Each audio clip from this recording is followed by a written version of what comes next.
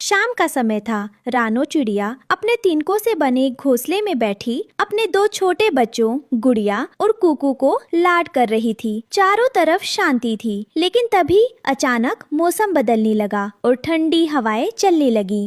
मम्मा मम्मा देखो, बाहर कितनी ठंडी हवा चल रही है। मुझे पत्तों का हिलना बहुत अच्छा लग रहा है। हवा तो अच्छी है गुड़िया, लेकिन आसमान में काले बादल बहुत तेजी से घिर रहे हैं। कुकू, तुम अपनी बहन का हाथ पकड़ो और घोंसले के अंदर आ जाओ। मम्मा, आसमान में इतनी जोर से गड़गड़ाहट क्यों हो रही है? मुझे डर लग रहा है। डरो मत मेरे बच्चों, जब तक तुम्हारी मम्मा साथ है कुछ नहीं होगा। बस आंखें बंद कर लो। देखते ही देखते भयानक तूफान और मूसलाधार बारिश ने रानो का घोंसला उजाड़ दिया। रानो अपने बच्चों गुड़िया और कुकू को पंखों में छुपाए ठंड से कांपती हुई अंधेरे में आसरा ढूंढने लगी। बच्चों, डरो मत, अपनी आंखें बंद रखो। भगवान हमें कोई ना कोई रास्ता जरूर दिखाएंगे। मम्मा, मुझे बहुत ठंड लग रही है। हमारा घर टूट गया, अब हम कहाँ जाएंगे? रानो हिम्मत हारने वालों में से नहीं थी। वो अपने बच्चों को पीठ पर बैठाकर अंधेरे और तूफान में उड़ने लगी। तभी उसकी नजर पास ही मौजूद एक बहुत बड़े और घने अनार के खेत पर पड़ी। वहाँ एक पेड़ पर एक अद्भुत, बहुत ही बड़ा और अंदर से खोखला हो चुका अनार लटका हुआ था। वो अंदर से एकदम सूखा और सुरक्षित था। देखो बच्चों, वो अनार का फल नहीं, हमारे लिए भगवान का भेजा हुआ घर है। चलो जल्दी अंदर चलो। तीनों दौड़कर उस विशाल अनार के अंदर चले गए। अंदर जाते ही तूफान की आवाज बंद हो गई। वो जगह बहुत गर्म और आरामदायक थी। सबसे अच्छी बात ये थी कि जब बच्चों को भूख लगी तो उन्होंने अनार के अंदर की दीवारों से ही मीठे और रसीले दाने खा लिए। वाह मम्मा, ये तो जादुई घर है। यहाँ रहने के लिए छत भी है और खाने के लिए मीठे दाने भी। सुबह हुई। रानो और उसके बच्चे सोच रहे थे कि अब उनकी मुसीबतें टल गई हैं, लेकिन तभी जमीन पर भारी कदमों की आवाज सुनाई दी। वो उस खेत का माली था जिसका नाम धनी राम था। अरे बाप रे, इतना बड़ा अनार! मैंने अपने पूरे जीवन में इतना बड़ा और लाल अनार कभी नहीं देखा।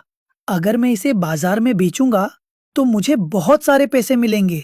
मैं आज ही इसे पेड़ से तोड़ लेता हूँ। माली ने जैसे ही अनार को पकड़कर तोड़ने के लिए खींचा, अनार के अंदर जोर का झटका लगा। बच्चे डर के मारे चीखने लगे। मम्मा बचाओ, हमारा नया घर गिर रहा है। नहीं, मेरे बच्चों को कुछ मत करो। रानो तुरंत अनार से बाहर निकली और माली के सिर के चक्कर काटने लगी। माली डरकर पीछे हटा। उसने देखा कि अनार के अंदर दो छोटे छोटे मासूम बच्चे रो रहे हैं। अच्छा, तो तुम पक्षियों ने मेरे सबसे कीमती और बड़े अनार को अपना घर बना लिया है और मेरे फल को अंदर से खाकर खोखला कर दिया। निकलो यहाँ से, मैं इस अनार को काट कर बाजार ले जाऊंगा।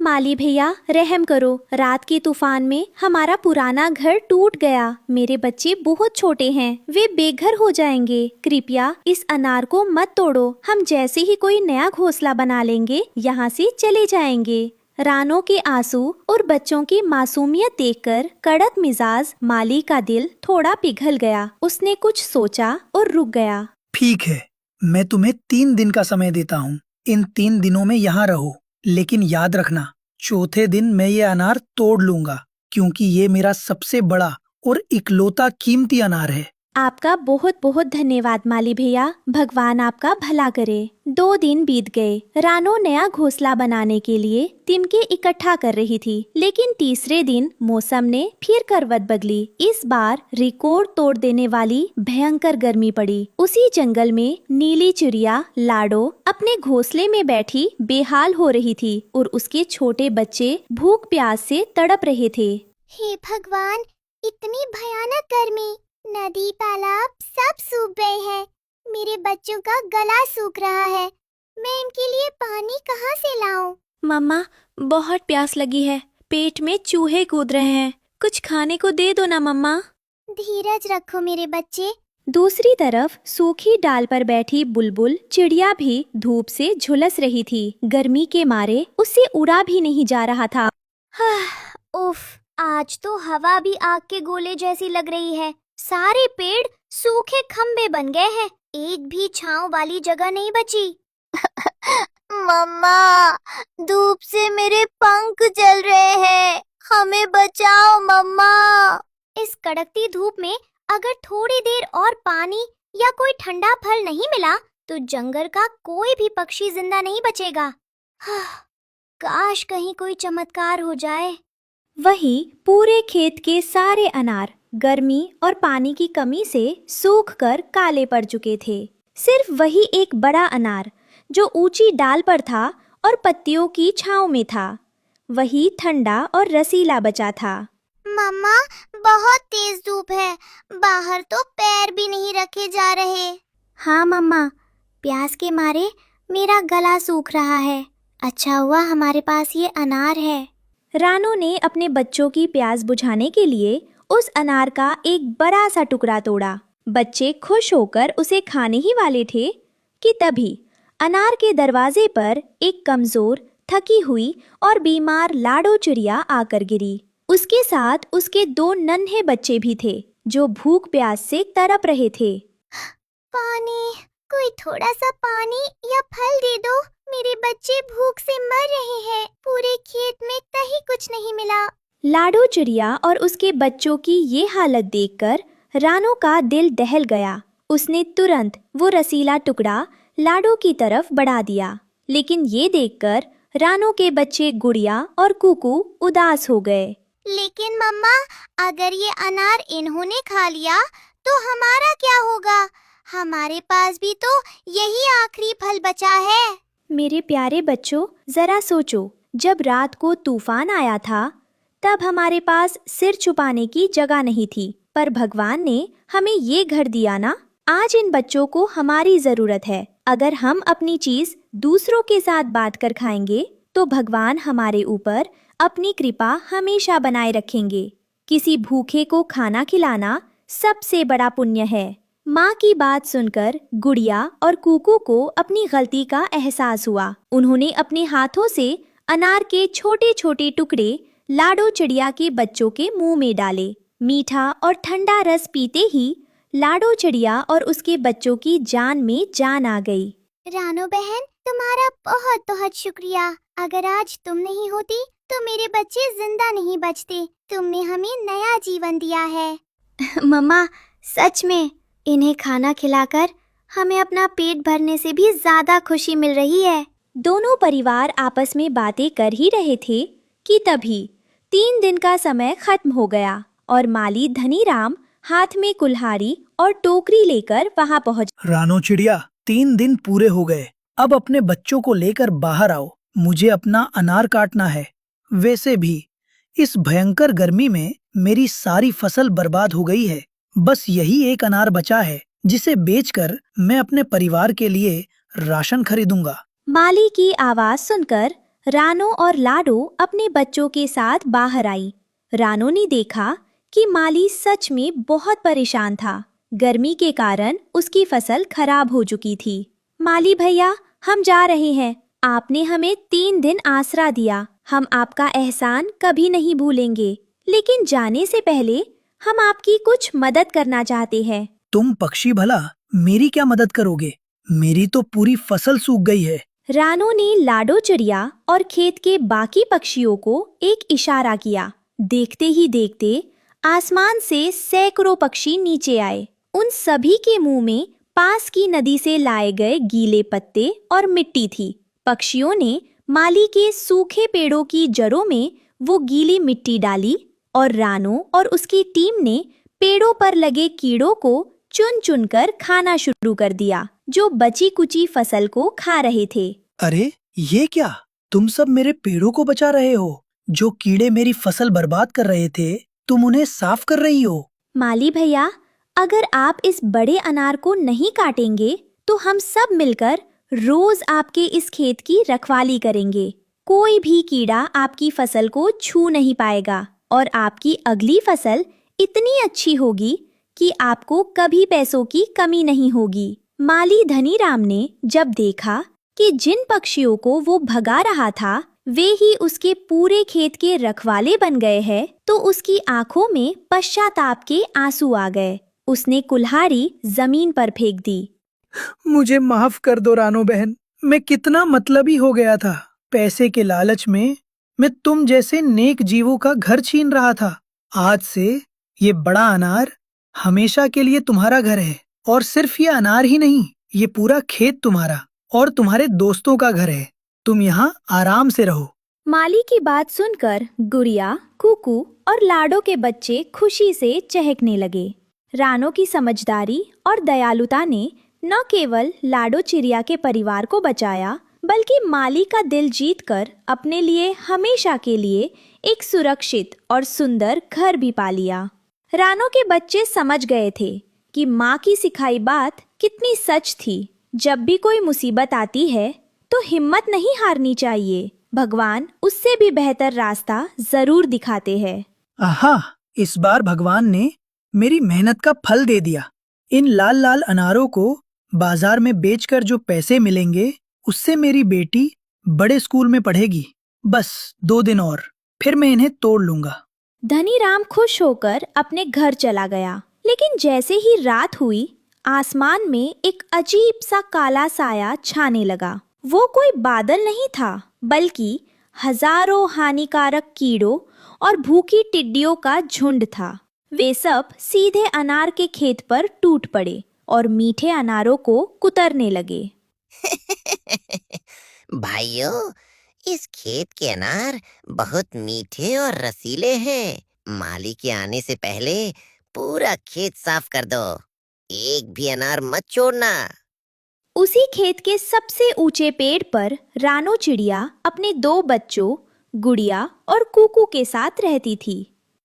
कीड़ों के चबाने की चिट चिट आवाज सुनकर रानो की आंख खुल गई। उसने बाहर देखा तो उसके होश उड़ गए। हे भगवान, ये क्या, इतने सारे कीड़े! ये तो कुछ ही घंटों में माली भैया का पूरा खेत बर्बाद कर देंगे। उन्होंने कितनी उम्मीदों से ये फसल उगाई है। मम्मा, ये कीड़े तो बहुत डरावने हैं। क्या ये हमारे घर को भी खा जाएंगे? मम्मा, हमें यहाँ से भाग जाना चाहिए, वरना ये हमें भी काट लेंगे। नहीं बच्चों, भागना किसी मुसीबत का हल नहीं होता। माली भैया रोज हमें इस खेत के दाने खाने देते हैं। आज जब वे मुसीबत में है तो हमें उनकी मदद करनी ही होगी। सुबह होते ही टिड्डियों का झुंड तो छुप गया, लेकिन खेत की हालत बदतर हो चुकी थी। आधे से ज्यादा अनार जमीन पर सड़ चुके थे।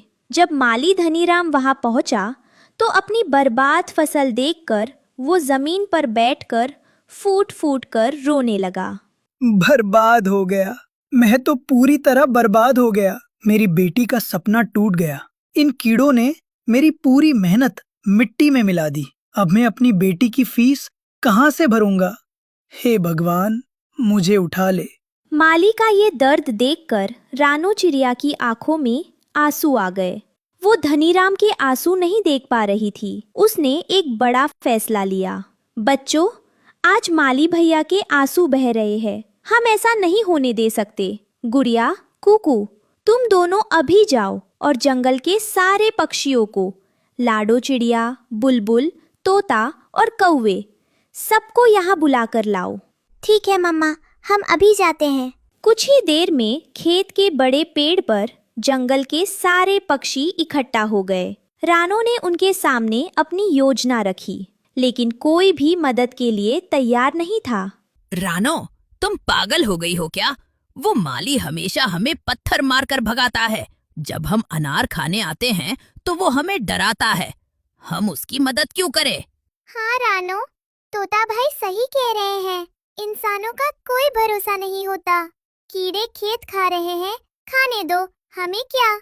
मेरी बात सुनो भाइयों, माली भैया हमसे गुस्सा जरूर होते हैं, क्योंकि ये फसल उनकी रोजी रोटी है। लेकिन क्या हम भूल गए कि जब जंगल में सूखा पड़ा था, तब इसी खेत के अनारों ने हमारे बच्चों की भूख मिटाई थी। आज माली भैया की बेटी का भविष्य खतरे में है। क्या एक पिता का दर्द देखकर भी हमारा दिल नहीं पिघलेगा? अगर हम सब मिल जाए तो एकता की ताकत से उन कीड़ों को हरा सकते हैं।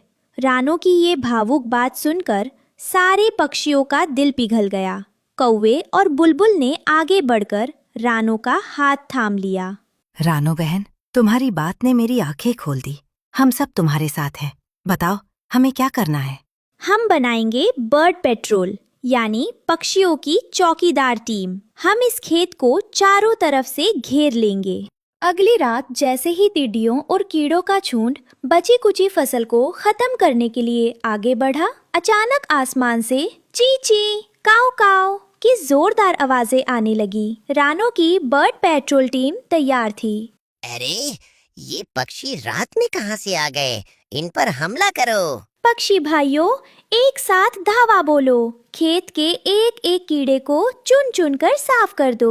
आसमान में एक बड़ा मुकाबला शुरू हो गया। सैकड़ों पक्षी एक साथ टिड्डियों पर टूट पड़े। कीड़े बहुत ज्यादा थे और पक्षियों को थका रहे थे। कुकू और गुड़िया भी छोटे कीड़ों को पकड़ रहे थे। तभी टिड्डियों के राजा ने रानो के बच्चे कुकू पर हमला कर दिया। मम्मा बचाओ, ये बड़ा कीड़ा मुझे काट रहा है। कुकू! रानो अपने बच्चे को बचाने दौड़ी, पर वो दूर थी। तभी लाडो चिड़िया और तोते ने झपट्टा मारकर टिड्डियों के राजा को दबोच लिया। राजा के पकड़ते ही बाकी कीड़े डरकर भाग गए। अरे, मुझे छोड़ो, दया करो मुझ पर। तुझे तो हम मजा चखाएंगे। बहुत नुकसान किया है तूने इस खेत का। भाग जाओ यहाँ से दुष्टों। अगर दोबारा इस खेत की तरफ आंख उठाकर भी देखा तो कोई जिंदा नहीं बचेगा। मम्मा, मैं बच गया।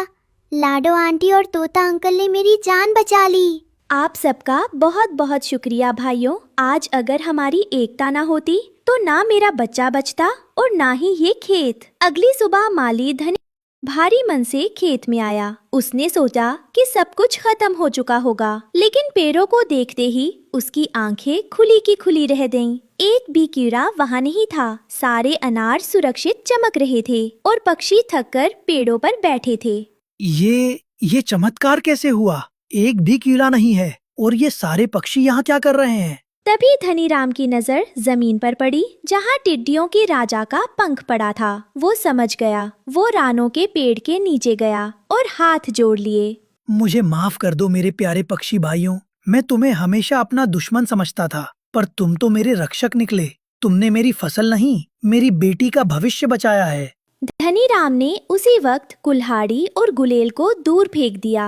आज से ये पूरा अनार का खेत पक्षियों का सुरक्षित क्षेत्र है। यहाँ कोई तुम्हें कभी नहीं डराएगा और तुम्हारी इस मेहनत के लिए मैं खेत के बीचों बीच एक छोटा और सुंदर तालाब बनाऊंगा, जहाँ तुम सब रोज नहा सकोगे और मीठा पानी पी सकोगे। माली की बात सुनकर रानो चिड़िया, गुड़िया, कुकू और जंगल के सारे पक्षी खुशी से चहकने और नाचने लगे। रानो के बच्चों ने आज सीख लिया था कि अकेले भले ही हम कमजोर हों, लेकिन जब सब मिलकर एक हो जाते हैं तो बड़ी से बड़ी मुसीबत को भी घुटने टेकने पड़ते हैं। इस कहानी से हमें सीख मिलती है कि एकता में बल है। जब सारे पक्षी अकेले थे तो वे डर रहे थे, लेकिन जब रानो की बात मानकर सबने एक साथ मिलकर बर्ड पेट्रोल टीम बनाई तो उन्होंने हजारों कीड़ों के झुंड को हरा दिया और माली का दिल भी जीत लिया। मिलकर काम करने से हर मुश्किल आसान हो जाती है।